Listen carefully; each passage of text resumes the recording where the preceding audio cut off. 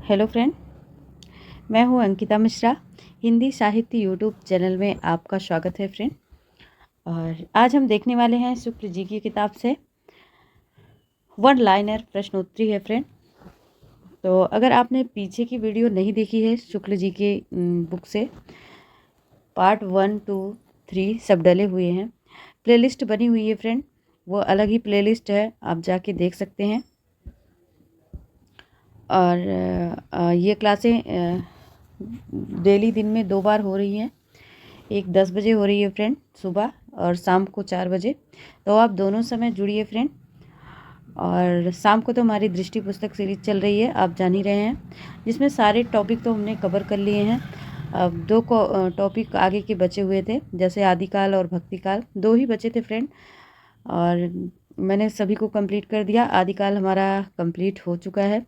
आज हम कोई न्यू टॉपिक लेंगे। अगर आपने नहीं देखा तो डिस्क्रिप्शन में लिंक मिल जाएगा, आप जाके देख सकते हैं। और फ्रेंड्स, जिनको क्लास का नोटिफिकेशन नहीं मिल पाता है, वो डिस्क्रिप्शन में सबसे ऊपर ही टेलीग्राम का लिंक होता है, वो टेलीग्राम लिंक आप ज्वाइन कर लीजिए, आपको क्लासें मिलती रहेंगी फ्रेंड। और सभी लोग कैसे हो? अच्छे से हो? क्या कर रहे हो? क्या चल रहा है? आप लोग शेयर कर सकते हैं। हम तो अच्छे से हैं और हमने खूब एंजॉय किया नवरात्रि, दशहरा। और चलिए अब हम अपनी स्टडी को एंजॉय करते हैं फ्रेंड। और हम चाहते हैं आप लोग भी एंजॉय करिए अच्छे से।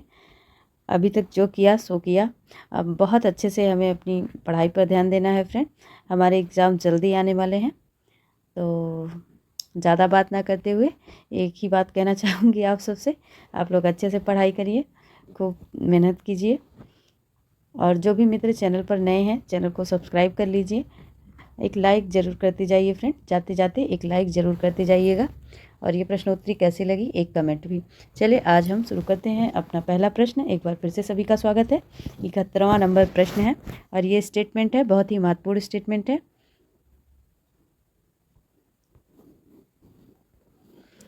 विलक्षण की बात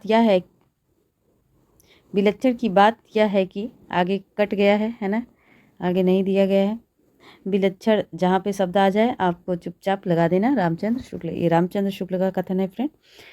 और इन पंक्तियों को हम कंप्लीट कर देंगे अभी, क्योंकि कई जगह विलक्षण शब्द का प्रयोग किया है रामचंद्र शुक्ल ने।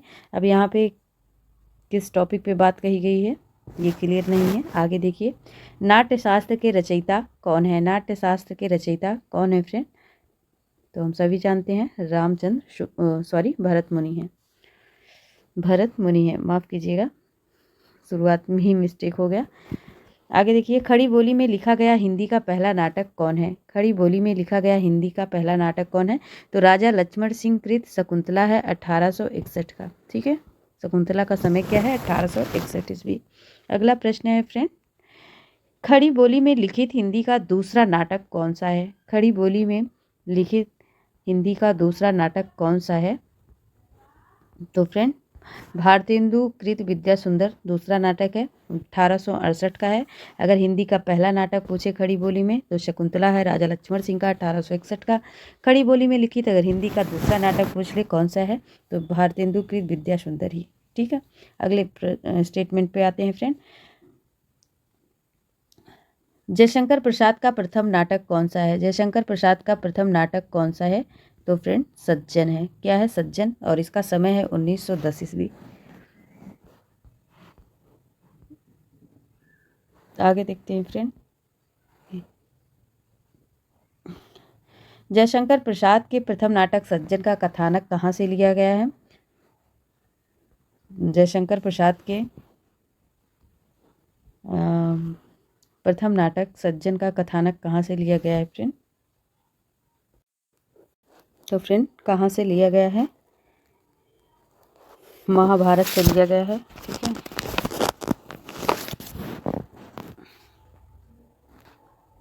महाभारत से, मैं यहाँ लिख दे रही हूँ। ठीक है, महाभारत। ठीक, इसका उत्तर ये है। ठीक, प्रसाद का अंतिम नाटक कौन सा है फ्रेंड? तो ध्रुव स्वामिनी है। ध्रुव शौभनी है। और प्रसाद के प्रथम नाटक सज्जन का कथानक कहाँ से लिया गया, तो महाभारत से लिया गया। प्रसाद का अंतिम नाटक कौन सा है, ध्रुव शौभनी है, 1933 का है। आगे बात करते हैं फ्रेंड, प्रसाद का कौन सा नाटक नाटक नाटक के अंक नाटक के नागरी प्रचारी पत्रिका के अंकों में छपा है। कौन से नाटक का अंश जो है नागरी प्रचारी, एक सेकंड अच्छे से लिखते हैं,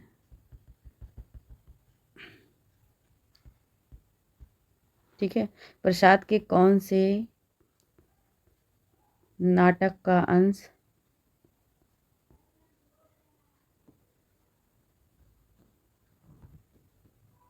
नाटक अंश के नागरी प्रचारी पत्रिका के अंकों में छपा है फ्रेंड, तो वो चंद्रगुप्त है। आगे है, प्रसाद का चंद्रगुप्त नाटक अभिनय चंद्रगुप्त के नाम से कब प्रकाशित हुआ, तो फ्रेंड ये सन 1977 में, ठीक है। प्रसाद का चंद्रगुप्त नाटक अभिनय चंद्रगुप्त नाम से कब प्रकाशित हुआ, तो 1977 में। और अगला है, अजात शत्रु नाटक किसने लिखा, तो जयशंकर प्रसाद ने लिखा। और अजात शत्रु का अगर समय पूछ ले फ्रेंड, तो 1922 ईस्वी है। और अगर इसका विषय वस्तु पूछ ले, तो इनमें 3 राज परिवार का वर्णन है। कौन कौन सा राज परिवार है वो, मगध है फ्रेंड, मगध है, कौशल और किसका वर्णन है, कौशाम्बी, ठीक है। आगे बात करते हैं फ्रेंड, आगे बात करते हैं। अगला हमारा प्रश्न है 81 नंबर प्रश्न है, प्रसाद के किस नाटक में पुरुष के आतंक से नारी मुक्ति समस्या को उठाया गया, तो ध्रुव शौभनी है फ्रेंड, हम सभी जानते हैं ध्रुव शौभनी है। और अगर ये पूछ ले, इसका समय पूछ ले, तो ध्रुव शौभनी का अगर समय पूछ ले, तो ध्रुव शौभनी का समय क्या है फ्रेंड, 1933 है। अगर इसका विषय वस्तु पूछ ले, तो नाटक विशाख के देवी चंद्रगुप्त के आधार पर लिखा गया है, ठीक है। अगला प्रश्न देखते हैं, प्रसाद का कौन सा नाटक अन्योपदेशिक है, ठीक है। प्रसाद कृत अन्योपदेशिक नाटक कौन सा है फ्रेंड, तो कामना। और अगर इसका समय पूछ ले, समय क्या है फ्रेंड, तो 1927 ईस्वी है, ठीक है। हम कामना करने किस उम्र में जाते हैं, 27 में जाते हैं। और इधर जगह नहीं लिया हमने, स्पेस नहीं लिया पीडीएफ में। आगे से ख्याल रखेंगे, हम स्पेस लेंगे लिखने के लिए, ठीक है, इसलिए। और इसका विषय वस्तु फ्रेंड क्या है, कामना संस्कृत के प्रबोध चंद्रोदय की भांति अन्योपदेशी नाटक है। इसमें भावनाओं को नाटकीय पात्रों का रूप दिया गया है। अच्छा, जगह नहीं है लिखने की, तो माफ़ कीजिएगा। अगला हमारा प्रश्न है फ्रेंड, प्रसादकृत एकांकी का नाम क्या है। प्रसादकृत एकांकी का नाम फ्रेंड एक घूंट है, ठीक है। प्रसादकृत एकांकी का नाम एक घूंट है, ठीक। एक घूंट का अगर समय पूछे, समय क्या है, तो अगर समय पूछ ले तो क्या फ्रेंड, 1930 ईस्वी है, ठीक है, 1930 है। आगे बात करते हैं, प्रसाद के किस नाटक का कथानक कल्हड़ की राज तरंगिणी के आरंभिक अंश के आधार पर निर्मित हुआ है फ्रेंड, तो ये विशाख है, ठीक। और अगर विशाख का समय पूछे तो क्या है फ्रेंड, 1921 ईस्वी है, 1921 ईस्वी है। अगला प्रश्न है, प्रसाद के किस नाटक में हरिश्चंद्र को आधार बना के लिखा गया फ्रेंड। प्रसाद के किस नाटक में हरिश्चंद्र को आधार बनाकर लिखा गया है फ्रेंड, तो ये करुड़ालय है, ठीक है। कौन सा है, करुड़ालय। और इसमें हरिश्चंद्र व विश्वामित्र की पौराणिक आख्यान है फ्रेंड, यही आधार बना के लिखा गया करुड़ालय फ्रेंड।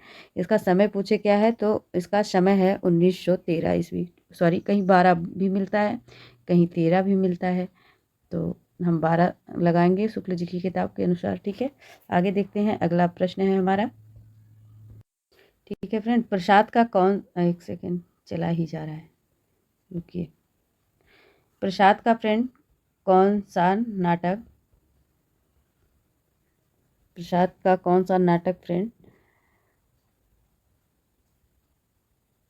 जयचंद्र के मूर्खतापूर्ण चक्र के कारण पृथ्वीराज का अंत दिखाया गया है, ठीक है। जयचंद्र के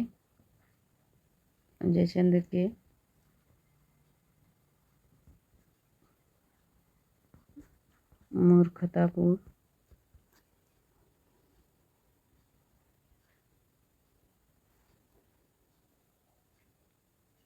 कुचक्र के कारण पृथ्वीराज का अंत दिखाया गया है फ्रेंड। कुचक्र।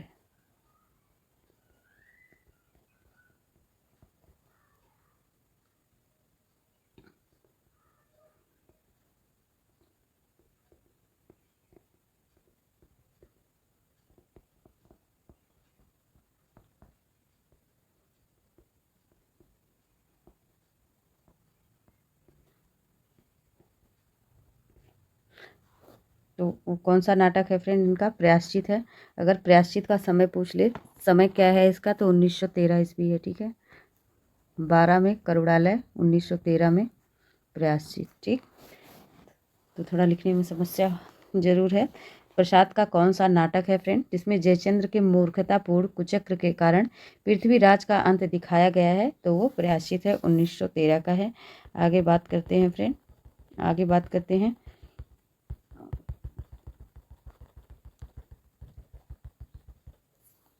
अलका कल्याणी कार्नेलिया किस नाटक की पात्र हैं फ्रेंड? किस नाटक की पात्र हैं ये सब?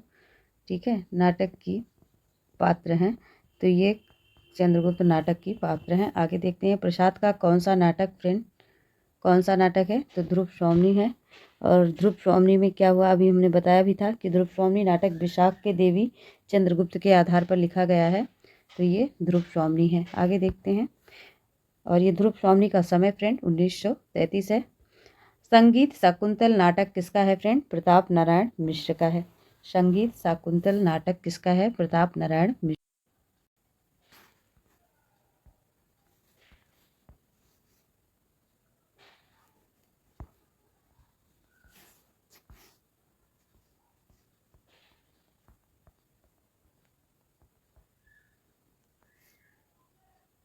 आगे देखिए फ्रेंड, अगला है 90 नंबर।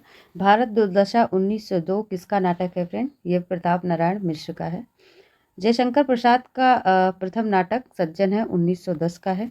अच्छा, ये हो चुका नहीं, हुआ नहीं, रिपीट हो गया प्रश्न। प्रसाद के प्रथम नाटक सज्जन का कथानक कहाँ से लिया गया फ्रेंड? तो महाभारत से लिया गया। ठीक है, महाभारत से लिया गया। लक्ष्मी नारायण मिश्र किस तरह के नाटककार के रूप में प्रसिद्ध हैं? तो समस्या नाटककार के रूप में प्रसिद्ध हैं। क्रांतिकारी नाटक किसका है फ्रेंड? उदय शंकर भट्ट का है। क्रांतिकारी नाटक किसका है? तो उदय शंकर। अगला प्रश्न है फ्रेंड, मोहन राकेश का प्रथम नाटक आषाढ़ का एक दिन संस्कृत के किस महान साहित्यकार से संबंधित है फ्रेंड? कालिदास। अगर इसका समय पूछ ले तो 1958 ईस्वी है। और अगला प्रश्न है फ्रेंड, उपेंद्र नाथ अस्क का प्रसिद्ध नाटक। चलिए प्रश्न, ये प्रश्न कंप्लीट नहीं है तो इसको हम छोड़ देते हैं। आगे देखते हैं अगला प्रश्न 97 नंबर। जगदीश चंद्र माथुर का कौन सा नाटक, ठीक है, समर्पित है, किसके याद में समर्पित है फ्रेंड? ठीक है, तो फ्रेंड इसमें कौन सा नाटक फ्रेंड, ठीक है, नाटक नेहरू युग की समस्या में समर्पित है। ठीक है, नेहरू युग की समस्या, नेहरू युग की याद में समर्पित है, समस्या रहने दीजिए। तो ये पहला राजा है फ्रेंड, और पहला राजा का समय पूछ ले, पहला राजा का समय पूछ ले फ्रेंड, तो 1969 है। आगे बात करते हैं 98 नंबर प्रश्न की। 98 नंबर प्रश्न है, भुवनेश्वर का एकमात्र नाट्य संकलन है कारवां, और इसका समय है फ्रेंड 1936 ईस्वी। आगे बात करते हैं जो आप में समझो, ये किसका नाटक है फ्रेंड? ठीक है, तो ये उपेंद्र नाथ अस्क का है। आगे बात करते हैं, पाप के पुजारी किसकी कृति है? तो रामविलास शर्मा की है। पाप के पुजारी किसकी कृति है? रामविलास शर्मा की है। किस नाटककार के नाटकों के लिए रंगमंच की आवश्यकता नहीं माना है? किस नाटककार ने नाटकों के लिए रंगमंच की आवश्यकता नहीं माना है फ्रेंड? तो जयशंकर प्रसाद जी हैं हमारे। और अगला प्रश्न है फ्रेंड, हिंदी में निबंध साहित्य का आरंभ किस युग से होता है? तो ये भारतेंदु युग से होता है। और अगला प्रश्न है, डॉक्टर लक्ष्मी सागर वार्ष्णेय ने हिंदी निबंधों का जनक किसे माना है? तो ये बालकृष्ण भट्ट को मानते हैं फ्रेंड, बालकृष्ण भट्ट को। अगला प्रश्न देखते हैं फ्रेंड, तो ये जयशंकर प्रसाद है हमारा। अगला प्रश्न देखते हैं, हिंदी में निबंध साहित्य का आरंभ किस युग से होता है फ्रेंड? तो भारतेंदु युग से होता है। और अगला प्रश्न है, अगला प्रश्न है, डॉक्टर लक्ष्मी सागर वार्ष्णेय ने हिंदी निबंधों का जनक किसे माना है? तो पंडित बालकृष्ण भट्ट को मानते हैं। अगला है, आचार्य शुक्ल ने किसके निबंधों को बातों का संग्रह कहा है? तो महावीर प्रसाद द्विवेदी के। ठीक है, आगे देखते हैं फ्रेंड। अध्यापक पूर्ण सिंह ने कुल कितने निबंध लिखे हैं फ्रेंड? तो 8 निबंध लिखे हैं। आगे देखते हैं 106 नंबर पर, तुलसी का भक्ति मार्ग निबंध किसका है? तो आचार्य शुक्ल का है। ये मोस्ट इम्पोर्टेंट है। ठीक है, आगे देखिए अगला प्रश्न, आचार्य शुक्ल के चिंतामणि भाग 1 के निबंध पहले किस नाम से प्रकाशित हुए थे? तो विचार बीथी नाम से प्रकाशित हुए थे फ्रेंड। किस नाम से प्रकाशित थे? तो विचार बीथी नाम से प्रकाशित हुए थे। अगर आपसे पूछ ले इसका समय, तो इसका समय 1930 था। अगला प्रश्न है फ्रेंड, आचार्य शुक्ल ने भाव या मनोविकार विषयक कितने निबंध लिखे हैं? तो 10 लिखे हैं। आगे देखते हैं, जगत तपोवन शोकियो निबंध संग्रह किसका है? जगत तपोवन शोकियो निबंध संग्रह किसका है? तो विवेकी राय का है फ्रेंड। और अगला हमारा प्रश्न है, भोर का आवाहन निबंध संग्रह किसका है? तो विद्यानिवास मिश्र का है। आगे बात करते हैं, नाट्यशास्त्र में नाटक के कितने तत्व बताए गए हैं फ्रेंड? तो 3 बताए गए हैं। आगे देखते हैं फ्रेंड। ठीक, नाटक के कितने तत्व हैं? तो वस्तु हैं 3 बताए गए हैं, जो वे हैं वस्तु, नेता और रस। नाट्यशास्त्र में नाटक के कितने तत्व बताए गए? 3। और नाटक के 3 तत्वों में कौन कौन है फ्रेंड? तो वो है वस्तु, नेता और रस। आगे देखते हैं फ्रेंड,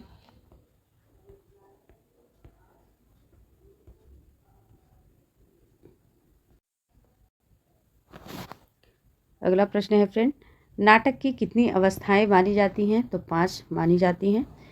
फलागम किसे कहते हैं? तो इच्छित फल की प्राप्ति को फ्रेंड फलागम कहते हैं।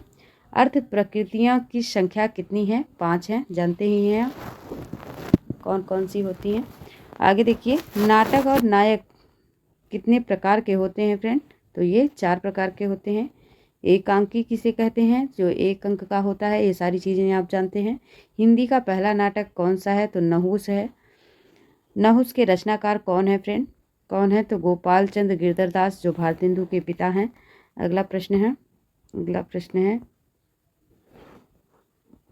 चिंतामणि क्या है? निबंध संग्रह किसका है फ्रेंड? ठीक, तो ये आचार्य शुक्ल जी का है। आप सभी जानते हैं। और अगला प्रश्न है, आचार्य शुक्ल के निबंधों की भाषा कौन सी है? तो परिनिष्ठित हिंदी है फ्रेंड। ठीक है, परिनिष्ठित हिंदी है। आगे देखते हैं, हमारी साहित्यिक समस्याएं शीर्षक निबंध किसका है? तो ये आचार्य हजारी प्रसाद द्विवेदी का है फ्रेंड। और अगला प्रश्न है, कामधेनु किसका निबंध संग्रह है? तो ये कुबेर नाथ राय का है। मैं किसका निबंध है? तो डॉक्टर विद्यानिवास मिश्र का है। मृगशिरा निबंध के लेखक कौन है फ्रेंड? कौन है? तो कुबेर नाथ राय हैं। ठीक है, अगले प्रश्न पर आते हैं फ्रेंड। अगला प्रश्न है, अगला प्रश्न देखिए आप, प्रसाद जी के किस नाटक में जयचंद काल का चित्रण हुआ है? तो प्रयाश्चित बताया ही है आपका। आगे भी ये प्रश्न आ चुका है, शिव शंभू के चिट्ठे किस पत्रिका में प्रकाशित हैं फ्रेंड? तो ये भारत मित्र पत्रिका में। और अगला प्रश्न है फ्रेंड, अगला प्रश्न है, मुसलमानों की राष्ट्रीय भावना का चित्रण करने वाला नाटक कौन सा है? तो फ्रेंड शेर शाह है। ठीक है, अगले प्रश्न पर आते हैं। अगले प्रश्न पर, कहानी कला किसका निबंध है? तो मुंशी प्रेमचंद का है। कहानी कला फ्रेंड किसका निबंध है? तो मुंशी प्रेमचंद का है। और अगले प्रश्न पर आते हैं। अगले प्रश्न पर, उपेंद्र नाथ अस्क जी का सर्वाधिक प्रौढ़ नाट्य कृति कौन सी है? तो अंजोदीति है। अगले प्रश्न पर आते हैं फ्रेंड, नागरी प्रचारणी सभा काशी 1893 के संस्थापक श्याम सुंदर दास, पंडित राम नारायण मिश्र और शिव कुमार सिंह थे। आप सभी जानते हैं। आगे देखिए, अगला प्रश्न है फ्रेंड, प्रश्न नहीं, स्टेटमेंट है ये। 14 अक्टूबर 1999 को नागरिक प्रचारणी सभा में सरस्वती के संपादक मंडल का नाम घोषित किया गया। ठीक है, सरस्वती के संपादक मंडल का नाम कब घोषित किया गया? नागरिक प्रचारणी सभा की बात हो रही है तो 1899। आगे देखते हैं फ्रेंड अगला।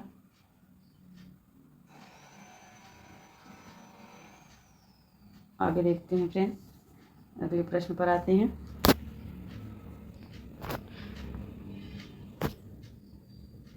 सरस्वती के आरंभिक संपादक मंडल जगन्नाथ दास रत्नाकर, श्याम सुंदर दास, किशोरीलाल गोस्वामी, राधा कृष्ण दास, कार्तिक प्रसाद खत्री। ठीक है, सरस्वती के आरंभिक संपादक में कौन कौन रहे हैं फ्रेंड? तो सरस्वती के आरंभिक संपादक में मंडल में जगन्नाथ दास रत्नाकर, श्याम सुंदर दास, किशोरीलाल गोस्वामी, राधा कृष्ण दास, कार्तिक प्रसाद खत्री। आगे बात करते हैं। सरस्वती पत्रिका के संस्थापक कौन थे? तो चिंतामणि घोष थे। संस्थापक, संपादक नहीं, यहाँ संस्थापक की बात हो रही है, इसको आप ध्यान रखेंगे। ठीक है, आगे देखिए, अगले प्रश्न की तरफ बढ़ते हैं फ्रेंड। अगले प्रश्न की तरफ बढ़ते हैं। सरस्वती पत्रिका के संपादक महावीर प्रसाद द्विवेदी कब तक रहे हैं? ये 1903 से 1920 तक रहे हैं। ठीक है, शुक्ल जी की पुस्तक के अनुसार सरस्वती पत्रिका के संपादक महावीर प्रसाद द्विवेदी कब से कब तक रहे हैं? तो 1903 से 1920 तक रहे हैं। और फ्रेंड्स, सभी से अनुरोध है, सभी एक बार सेशन को ज़रूर शेयर कर दें। ठीक है, और लाइक भी करें। और जो मित्र नए हैं बिना सब्सक्राइब किए यहाँ से ना लौटें फ्रेंड। ठीक है, आगे अगले प्रश्न पर आते हैं हम। सभी से रिक्वेस्ट है, इतना आप समझ सकते हैं। अगला प्रश्न है हमारा, वर्तमान में सरस्वती पत्रिका का प्रकाशन कब हुआ था फ्रेंड? तो 17 अक्टूबर 2020 हिंदुस्तान एकेडमी द्वारा हुआ था। अगले प्रश्न पर आते हैं। अगला प्रश्न है हमारा,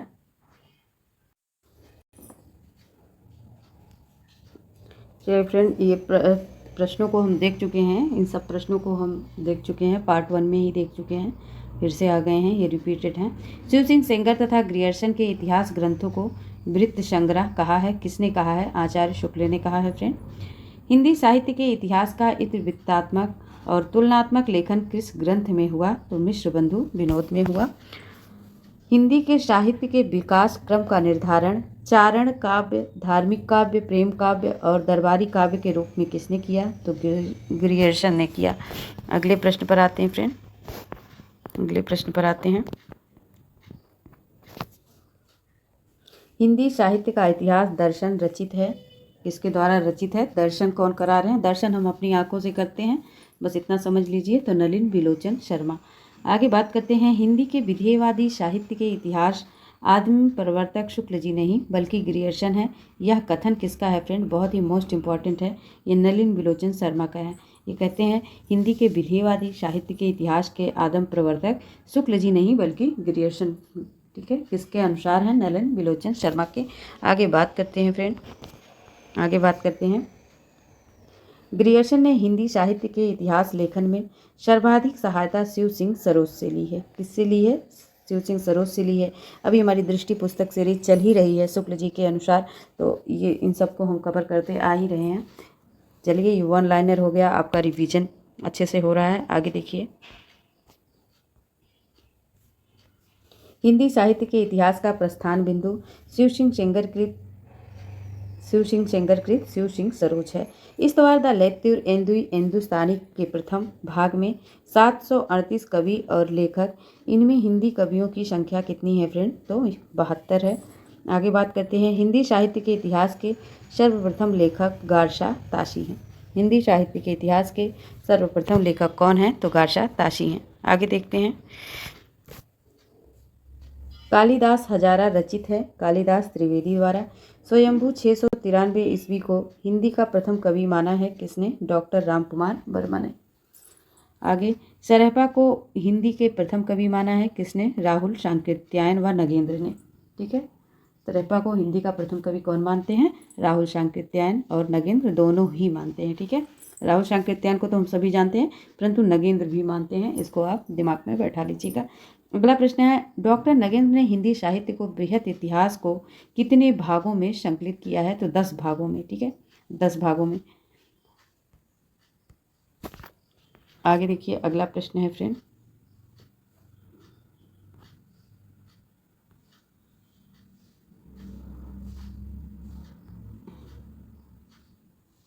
अरे क्यों भागे जा रहे हो?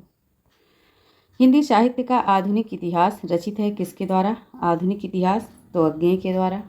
ठीक है, अगले प्रश्न पर आते हैं। अगला प्रश्न है, आगे देखते हैं, हिंदी साहित्य की कहानी रचित है। कहानी किसके द्वारा रचित है हिंदी साहित्य की? तो प्रभाकर माचवे द्वारा। हिंदी साहित्य का वैज्ञानिक इतिहास किसने लिखा है? गणपत चंद्र गुप्त ने लिखा है फ्रेंड। और अगला प्रश्न है मेरा, अगला प्रश्न है, पुष्य या पुण्य को हिंदी का प्रथम कवि किसने माना है? डॉक्टर शिव सिंह सेंगर ने माना है। पुष्य या पुण्य को हिंदी का प्रथम कवि किसने माना है? तो डॉक्टर शिव सिंह सेंगर ने माना है। राजा मुंज 993 ईस्वी को हिंदी का प्रथम कवि किसने माना है? तो गुलेरी जी और शुक्ल जी ने माना है। अगले प्रश्न पर आते हैं फ्रेंड। अगला प्रश्न है, अब्दुल रहमान को हिंदी का प्रथम कवि किसने माना है? तो हजारी प्रसाद द्विवेदी ने माना है। आदिकाल को चारण काल का नामकरण किसने दिया? ग्रियर्सन ने दिया है। शालिभद्र सूरी को 1144 ईस्वी को हिंदी का प्रथम कवि किसने माना? गणपत चंद्र गुप्त ने माना है। आगे देखिए अगले प्रश्न को, विद्यापति को हिंदी का प्रथम कवि किसने माना है? बच्चन ने। ठीक है, बच्चन सिंह ने माना है। विद्यापति को हिंदी का प्रथम कवि किसने माना? बच्चन सिंह ने माना है। और अगला प्रश्न है फ्रेंड,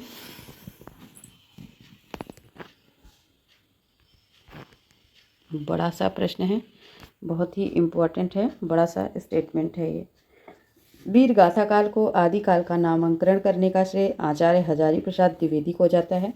वैसे रामचंद्र शुक्ल ने भी दोहरे नामकरण की प्रवृत्ति को अपनाते हुए इसे वीर गाथा काल और आदिकाल नाम दिया। ठीक है, बहुत ही महत्वपूर्ण स्टेटमेंट है। आगे देखिए, किसका है ये नहीं पता है। आगे देखिए, ये शुक्ल जी का ही है, लेकिन किसका है आगे देखिए, ये कन्फर्म नहीं है। आदिकाल को शुक्ल शून्य काल किसने कहा? तो शून्य किसने कह दिया? डॉक्टर गणपत चंद्र गुप्त ने। गार्शादा ताशी ने इस्तवार द लेतुर एंदुई हिंदुस्तानी फ्रेंच भाषा में लिखा है। ठीक है, गार्शादा ताशी का इस्तवार द लेतुर एंदुई हिंदुस्तानी किस भाषा में है? तो फ्रेंच भाषा में। आगे देखिए अगला, हिंदी भाषा में लिखा गया हिंदी साहित्य के इतिहास का प्रथम ग्रंथ पूछे तो शिव सिंह सरोज है। काल विभाजन नामकरण का प्रथम प्रयास किसने किया? सभी जानते हैं, ग्रियर्सन ने किया है। कितने भागों में किया है? 11 भाग अध्याय में है। आगे देखिए, अच्छा इनका 11 अध्याय में है कि गार्शादा ताशी का है? कमेंट कीजिए। आदिकाल किसने कहा? हजारी प्रसाद द्विवेदी ने। आदिकाल को आदिकाल किसने कहा दिया? हजारी प्रसाद द्विवेदी ने। आगे अगले प्रश्न पर, आदिकाल को बीजोत्पन्न काल किसने कहा है? तो महावीर प्रसाद द्विवेदी ने। हिंदी काव्यधारा की रचना किसने की है? राहुल सांकृत्यायन ने की है फ्रेंड। और अगले प्रश्न पर आते हैं।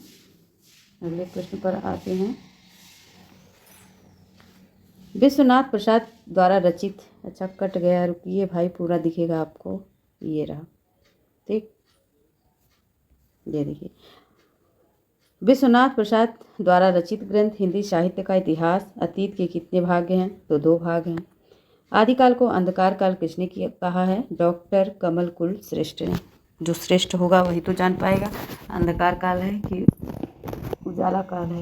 अगले प्रश्न पर आते हैं फ्रेंड।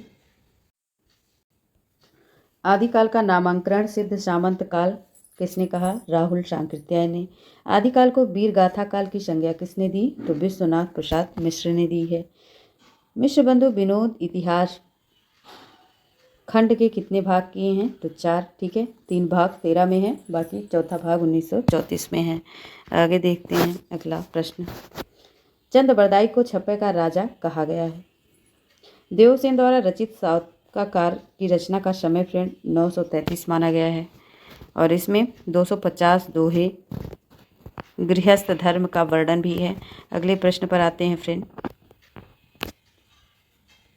बीसलदेव रासो पूर्णता नहीं है, क्या नहीं है? उपलब्ध नहीं है, ठीक है। हमीर रासो, और इसे गीत काव्य किसने माना है? शुक्ल जी ने माना है। विरह की श्रेणी में भी आता है, श्रृंगारिक मानते हैं ना इसको शुक्ल जी। आगे देखिए, हमीर रासो अभी तक उपलब्ध नहीं है, केवल प्राकृत पैंगलम में बराबर 80 के घर पर ही उनकी बात चली आ रही है। आगे देखिए, बीसलदेव रासो की नायिका कौन है? राजमती हैं। आलाखंड को सर्वप्रथम किसने प्रकाशित किया था? तो 1865 में फर्रुखाबाद 1865 में फर्रुखाबाद के श्रृंगारिक कलेक्टर चार्ल्स सीरियट ने इन्हें प्रकाशित कराया था। पलमार रासो वीर रस प्रधान रचना है। पृथ्वीराज रासो का प्रधान रस वीर तथा इसकी सहयोगी रस श्रृंगार है। आगे बात करते हैं आदिकाल के प्रधान साहित्यिक प्रवृत्ति क्या रही है? तो वीर गाथात्मक रही है। किसके अनुसार रही है? रामचंद्र शुक्ल के। रासो ग्रंथ में पृथ्वीराज रासो सर्वाधिक विवादित ग्रंथ है, ठीक है। राजनैतिक ग्रंथ भी माना गया है पृथ्वीराज रासो को। प्रमाणिक, अर्ध प्रमाणिक, जाली ग्रंथ भी कह दिया है ना शुक्ल जी ने। आगे बात करते हैं। डॉक्टर बुलर सर्वप्रथम पृथ्वीराज को क्या मानते हैं? विवादास्पद। आगे बात करते हैं अगले प्रश्न की बात करते हैं फ्रेंड। आदिकाल के प्रधान साहित्यिक प्रवृत्ति वीरगाथात्मक रही, ये हो चुका। रासो ग्रंथों में पृथ्वीराज रासो सर्वाधिक विवादित ग्रंथ है, ये सब हो चुके हैं, ठीक है। आगे बढ़ते हैं। देखिए, एक बार फिर से यही प्रश्न रिपीट करते हैं। डॉक्टर बुलर ने सर्वप्रथम पृथ्वीराज रासो को विवादास्पद तो घोषित ही किया, परंतु 1893 ईस्वी में इसके प्रकाशन पर रोक भी लगाई है। आगे बात करते हैं। आचार्य शुक्ल के अनुसार हिंदी का प्रथम महाकाव्य पृथ्वीराज रासो और महाकवि चंद्रबरदाई हैं, ठीक है। आगे बात करते हैं। अंत साधनात्मक अनुभूतियों का संकेत करने वाली भाषा को संधा भाषा कहा गया है। सरहपा को सहजयान का प्रवर्तक मानते हैं, और ये प्रश्न आया भी था पीजीटी में, ठीक है, कि सहजयान का प्रवर्तक कौन है? सरहपा भी है। अगला प्रश्न देखिए, धनपाल कृत भविष्यत कहाँ को बिटर्न तज महोदय ने रोमांटिक महाकाव्य माना है, ठीक है। बिटर नितज महोदय ने रोमांटिक महाकाव्य माना है धनपाल कृत भविष्यत कहाँ को। तो फ्रेंड्स, सभी से अनुरोध है, आप सभी लाइक कमेंट करके जाइए, और जिन्होंने सब्सक्राइब नहीं किया सब्सक्राइब कर लीजिए। और आज का ये हमारा अंतिम प्रश्न रहा। अब मिलेंगे हम शाम 4 बजे आपसे दृष्टि पुस्तक सीरीज में। तब तक के लिए आप पढ़ते रहिए, हंसते रहिए, मुस्कुराते रहिए, एंजॉय करते रहिए फ्रेंड। धन्यवाद सभी को, बहुत बहुत आभार।